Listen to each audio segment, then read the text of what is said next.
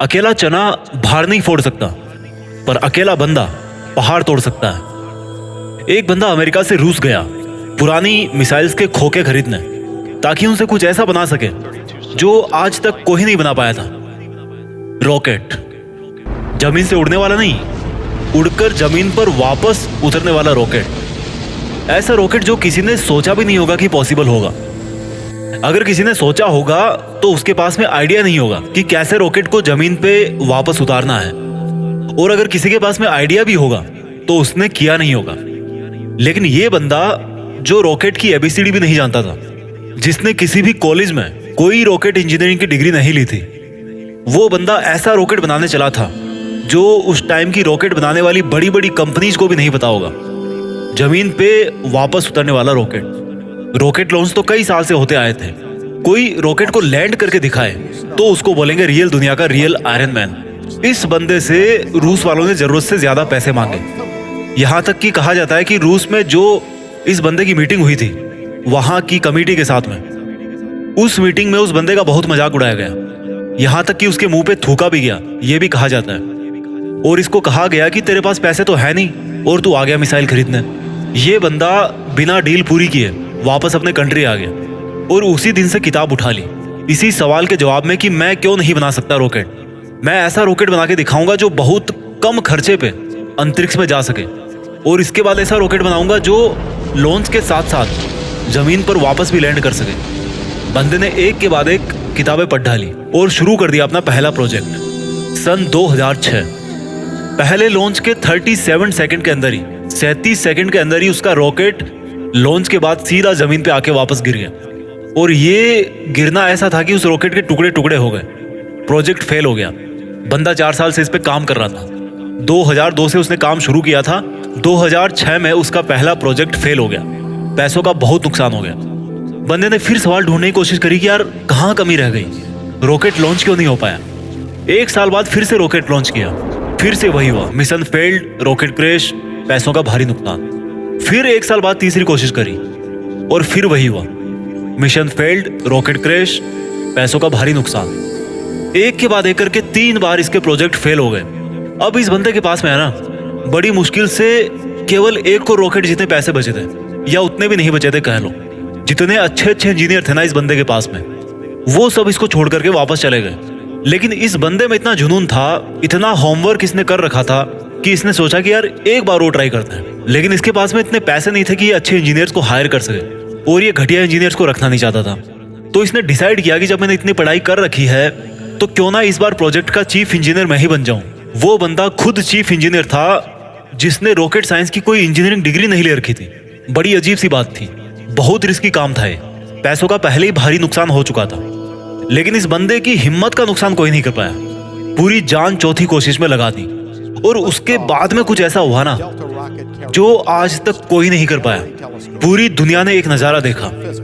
दुनिया का सबसे कम बजट में उड़ने वाला रॉकेट सफलतापूर्वक लॉन्च हो चुका था। साइंस की दुनिया में ऐसी घटना पहली बार नहीं हुई थी, लेकिन इतने कम बजट के अंदर किसी रॉकेट को लॉन्च करना पहली बार हुआ था। ऐसा करके दिखाया उस बंदे ने जिसको किसी ने रॉकेट बनाना नहीं सिखाया। इस बंदे की कंपनी को आज दुनिया स्पेस एक्स के नाम से जानती है, और इसके रॉकेट में इतनी जान है ना कि नासा भी अपने कई सैटेलाइट स्पेस एक्स के जरिए अंतरिक्ष में भेजती है। जब इस बंदे के 3 फेल्ड लॉन्च के बाद में चौथा लॉन्च सफल हुआ ना, तो सफल होते ही नासा ने कहा कि भाई हमें, यानी कि नासा वालों को चाहिए तुम्हारा ये रॉकेट। और सक्सेसफुल लॉन्च के 2-4 महीनों के अंदर ही डील पक्की भी हो गई, क्योंकि इसके पहले नासा का बहुत खर्चा होता था सैटेलाइट्स को लॉन्च करने में। लेकिन ये बंदा यहीं पे नहीं रुकने वाला था। बोला कि ऐसा रॉकेट बनाऊंगा अब जिसको बार बार यूज किया जा सके। आमतौर पे क्या होता है कि जब किसी सैटेलाइट को स्पेस में लॉन्च करना होता है तो वो सैटेलाइट को अंतरिक्ष में लेकर के जाता है, साथ साथ में उसको कैरी करने वाला रॉकेट भी उसके साथ में चला जाता है। वो उसको आप यूज नहीं कर सकते दोबारा, क्योंकि वो खत्म हो जाता है, यूज करने लायक वो बचता ही नहीं है। यानी कि ये बंदा ऐसा रॉकेट बनाना चाहता था जो अंतरिक्ष में जाकर के अपना काम करके सुरक्षित वापस जमीन पे आकर के लैंड हो जाए, ताकि उस रॉकेट में केवल फ्यूल भरना पड़े और फिर वो वापस स्पेस में जाने के लिए तैयार हो जाए। जब इस बंदे ने 2011 में अनाउंस किया कि मैं लैंड करने वाला रॉकेट बनाना चाहता हूँ, तो काफी लोगों ने इसकी मजाक बनाई। बड़े बड़े लोगों ने कहा कि ये फालतू का काम है, क्योंकि हवाई जहाज तो लैंड कर सकता है, लेकिन रॉकेट को लैंड करवाना नामुमकिन है। लेकिन इस बंदे के दिमाग में नामुमकिन नाम की कोई चीज नहीं थी। इसके दिमाग में केवल जिद थी कि मैं लैंड करने वाला रॉकेट जरूर बनाऊंगा, सबको गलत साबित करके बताऊंगा। बंदे ने अगले 4 साल तक दिन रात एक कर दी, बहुत सारे फेल्ड रॉकेट टेस्ट किए। आखिरकार 2015 में पूरी दुनिया ने फिर से एक बार इस तरह का नजारा देखा जो वो आज तक हॉलीवुड की फिल्मों में ही देखती आई थी। इस बंदे ने लैंड करने वाला रॉकेट बना दिया, असंभव संभव हो गया। और ये बंदा फिर नहीं रुका। उस अंतरिक्ष में जाने वाले सैटेलाइट कैरियर रॉकेट को इसने पानी पे तैरते हुए प्लेटफॉर्म पर बड़ी एक्यूरेसी के साथ में लैंड करके दिखाया। कमाल का बंदा है। रॉकेट अंतरिक्ष में जाता है और सैटेलाइट को अर्थ की ऑर्बिट में छोड़कर 10-12 मिनट में वापस आकर के अपनी जगह पे खड़ा हो जाता है। इस बंदे को यार अगर रियल दुनिया का आयरन मैन नहीं बोलेंगे तो फिर किसको बोलेंगे और क्या बोलेंगे। ये वही बंदा था जिसने बचपन में इतनी किताबें पढ़ डाली थी कि एक समय ऐसा आया जब इसके आसपास में किताबें कम पढ़ने लग गई। लेकिन बंदे को पढ़ना था तो किताबों का स्टॉक खत्म होने के बाद में पूरा एनसाइक्लोपीडिया पढ़ डाला। ये बंदा आज दुनिया का सबसे अमीर इंसान बन चुका है। वो बंदा जिसका यह कहकर मजाक उड़ाया गया था कि तुम्हारे पास पैसे तो है नहीं, तुम आ गए मिसाइल खरीदने। आज इस बंदे की औकात इतनी बढ़ चुकी है ना कि वो वैसा कमेंट करने वाले लाखों बंदों को खरीद सकता है। ये सच है, पैसा इंसान को खरीद लेता है यार, यही सच्चाई आज की। और ये बंदा अमीर क्यों नहीं बने? क्योंकि ये डिजर्व करता है। एलन मस्क, नाम तो सुना होगा। इस नाम में जान है, क्योंकि इस नाम के पीछे जो बंदा है ना उसके नॉलेज में जान है। कहानी यहीं पे खत्म नहीं होती। एलन मस्क ऐसे बहुत सारे काम करना चाहते हैं जो आज शायद इम्पॉसिबल लगते हैं, पर ये नहीं भूलना चाहिए कि वो लैंडिंग वाला रॉकेट भी किसी टाइम पे इम्पॉसिबल लगता था। इनके बहुत सारे ऐसे प्रोजेक्ट चल रहे हैं जिनके बारे में कोई सोच भी नहीं सकता।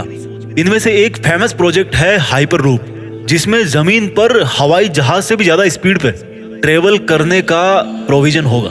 ऐसी टेक्नोलॉजी होगी। अब थोड़ी सी जरूरी बात करते हैं। भारत, हमारे कंट्री में दुनिया के सबसे ज्यादा जवान लड़के और लड़कियां हैं, इतने ज्यादा कि कई देशों की टोटल पॉपुलेशन भी इतनी नहीं है। हमारे कंट्री में भी ऐसे टैलेंट की कोई कमी नहीं है। जरूरत है तो सोच को विजन देने की, विजन के लिए आइडिया जनरेट करने की और आइडिया को एक्शन में बदलने की।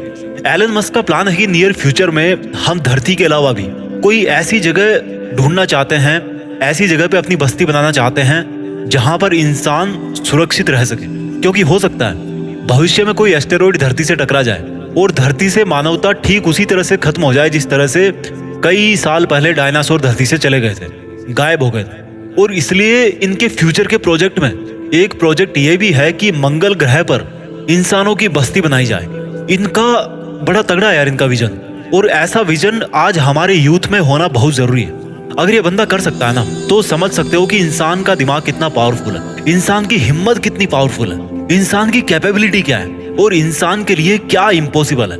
एलन मस्क का मानना है कि फेल होने से नहीं डरना चाहिए, क्योंकि फेल होना भी एक ऑप्शन होता है, लेकिन काम ना करना कोई ऑप्शन नहीं होता। ये खुद मानते हैं कि ये एक हफ्ते में लगभग 120 घंटे काम करते हैं। अगर 7 से डिवाइड करोगे ना तो लगभग 17 घंटे के आसपास आएंगे एक दिन में निकल के। कई बंदे तो इतना सोते होंगे। इनका कहना है कि मैं वो काम नहीं करता जो जरूरी है, मैं वो काम करता हूँ जो मुझे लगता है कि मुझे करना चाहिए।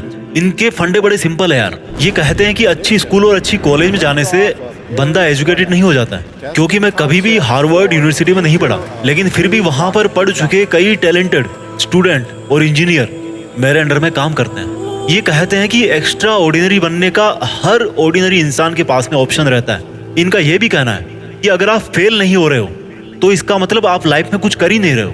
हर जवान लड़के और लड़की को आज ये बात समझनी पड़ेगी कि उनको आज की डेट में क्या करना चाहिए। क्या उनको वो करना चाहिए जो उनको लगता है कि जरूरी है, या उनको वो करना चाहिए जो उनको लगता है कि उनको करना चाहिए। इंसान तब ज्यादा बेहतर कर पाता है जब उसको पता होता है कि उसको क्या करना चाहिए। एलन मस्क को किसी ने रॉकेट साइंस नहीं पढ़ाई थी, पर इनको लगा कि उनको रॉकेट साइंस पढ़नी चाहिए, तो इन्होंने खुद पढ़ी, क्योंकि इनको पता था कि इनको क्या करना चाहिए। आज की डेट में किसी बंदे के लिए कुछ करना मुश्किल नहीं है। अगर मुश्किल है तो वो ये है कि उसके पास में कोई गोल ही नहीं है, उसको पता ही नहीं है कि उसको करना क्या। लक्ष्य निर्धारित नहीं करना सबसे बड़ी प्रॉब्लम है। फेल होना कोई प्रॉब्लम नहीं है। एलन मस्क का मानना है कि नॉइज से ध्यान हटाकर सिग्नल की तरफ ध्यान दिया जाना चाहिए। उनका मानना है कि प्रॉब्लम कोई प्रॉब्लम नहीं होती, प्रॉब्लम का सॉल्यूशन ढूंढना एक प्रॉब्लम है। शब्दों में थोड़ा सा फेरबदल करने से पूरा वाक्य जो है ना, उस पूरे वाक्य का अर्थ बदल जाता है। और माइंड में थोड़ा सा विजन आपकी पूरी जिंदगी बदल के रख सकता है। अगर आपकी लाइफ में कोई प्रॉब्लम नहीं है ना आज, तो प्रॉब्लम क्रिएट करो खुद के लिए। कैसे करोगे? एक बड़ा लक्ष्य निर्धारित कर। हमारे देश के युवाओं को आज इस क्रांतिकारी मनुष्य से सीखने की जरूरत है। हालांकि ये भी सच है कि हमारा देश ऐसे क्रांतिकारी युवाओं से भरा पड़ा है, बस उनको अपने आप को पहचानने की जरूरत है। वो बंदे भी एलन मस्क की तरह कुछ ऐसा कर सकते हैं जो कोई सोच भी नहीं सकता। दम है तो कुछ बड़ा करके दिखाओ। देश में अपना नहीं, बल्कि दुनिया में देश का नाम कर जाओ। जय हिंद, वंदे मातरम।